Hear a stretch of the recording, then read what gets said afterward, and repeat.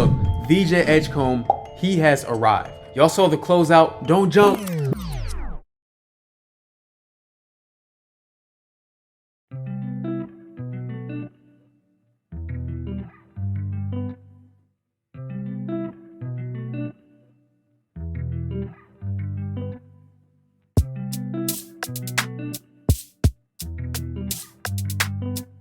What's good, YouTube? Welcome to another episode of Wrong vs. Right. I'm your host, Jay. If you're new to the channel, be sure to subscribe below and hit that button. Guys, this past weekend, the Knicks and the Sixers faced off in Abu Dhabi for 2 preseason games.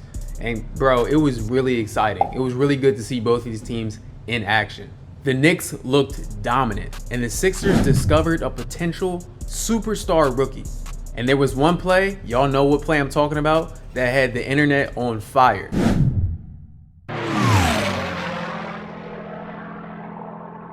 Make sure you stick around to the end of the video because I'm going to show you why VJ Edgecombe may be the Sixers' new star. So let's start off with some context. These were preseason games, so let's not overreact. Philly was missing their 2 big guns, Joel Embiid and Paul George. But still, there were real takeaways, especially from how these 2 teams approached the game. So let's talk about the Knicks. This team is playoff tested, battle tested, they're experienced. The Knicks looked fluid offensively, physical defensively, and in control of the game from start to finish both games. Karl Anthony Towns and Mitchell Robinson created a wall at the rim. Both of them being around 7 foot tall, their front court presence was insane. Especially going against Adem Bono, who they list at 6'10", but is probably more 6'8", and Dominic Barlow, who's also about 6'8", 6'9".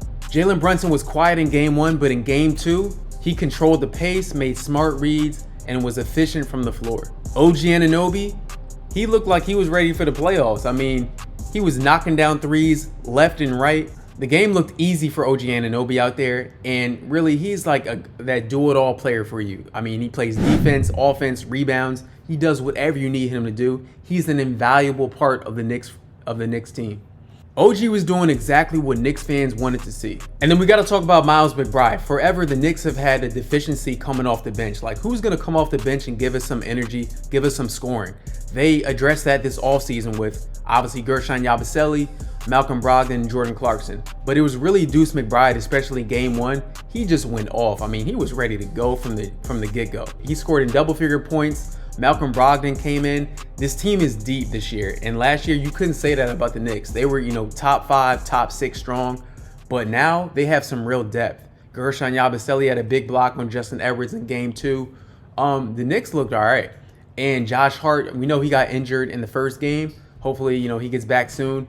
But the Knicks have a lot of talent here, and they're a deep roster. There was one takeaway I would say about the Mike Brown defensive scheme. They seem really disciplined.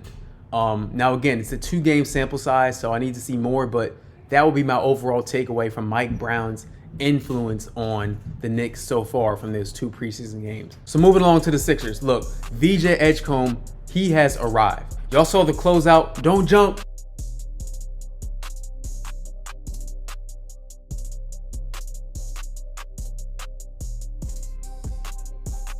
He is giving the Sixers fan base, I'm a part of that fan base for those who didn't know, a lot to be excited for this season. We know it's going to be games where Embiid and Paul George, McCain aren't going to be playing, but if VJ's playing, he is going to fill up some ticket seats. I can guarantee you that. We saw that spark in the Summer League games, but we were really curious to see how he would manage against, actual NBA starters, the actual team, the actual roster. And seeing him get the start along Maxey, that was really encouraging, for me as a Sixers fan. But I think, for the NBA, in total, okay, the Sixers trust this guy to be a starter. Not that we had a lot of options to start, but hey, he got the start anyway. And he's shown that he fits well along Maxey. He knows when to defer, when to take his shot, when to go to the basket strong, when to make the right pass when driving. I saw him give a no-look pass to, I think, Johnny Broome on the baseline. He was throwing lobs to Adem Bono.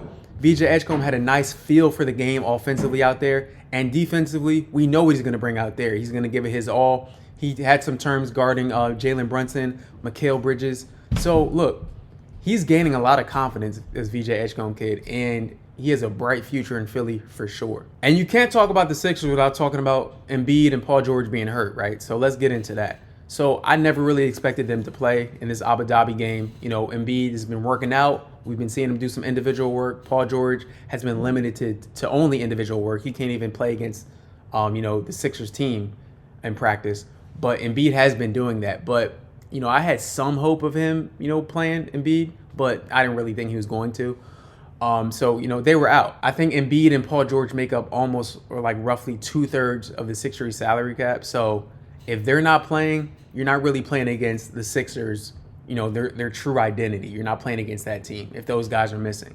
You're playing against Tyrese Maxey and VJ Edgecombe. And last point on VJ, sure, the handle and the jumper need work, but the athleticism and the explosiveness, you just cannot teach that. And at the NBA level, that is very hard to compete with if you don't have it. And I'll explain in a second why I think Edgecombe could be a legitimate Rookie of the Year candidate. Don't sleep. And then we got to give a shout out to Tyrese Maxey. Yo, Tyrese Maxey looked in midseason form. I mean, Tyrese is locked in. We know he was an all-star snub last season. Yes, he was a snub. I think that motivated him. I think he really takes to heart winning basketball games. So I think that also motivated him.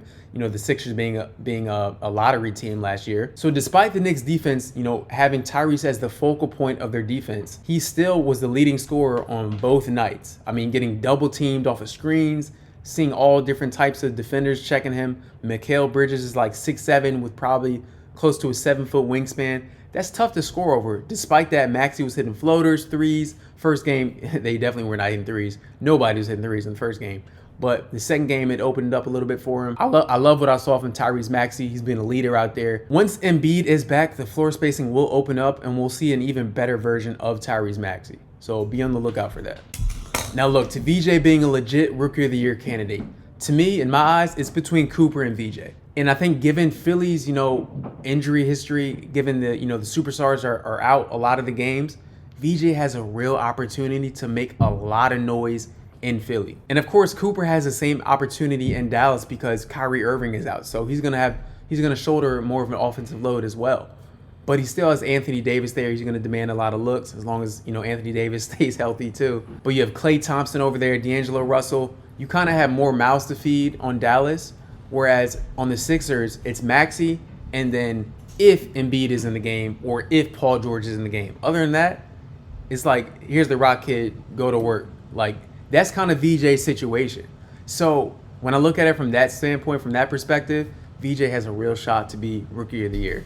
And I said it here first. So remember I called it. Overall, it was exciting basketball. And I'm glad, you know, they had that event in Abu Dhabi. Good to expand the game. Good for the NBA. Both teams look sharp, more so the Knicks. But let's not forget, it is preseason.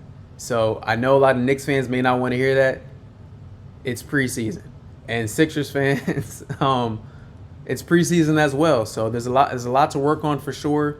Justin Edwards needs to, you know, hit some shots. I think he will. I like to see Dominic Barlow in the game. He's a good option at power forward. Good, nice young player with tremendous potential. Adem Bona got some reps as well. Real test starts when the rotations tighten, the stars are healthy, and the games actually count. But if these games are any indication, the Knicks look ready to take the East.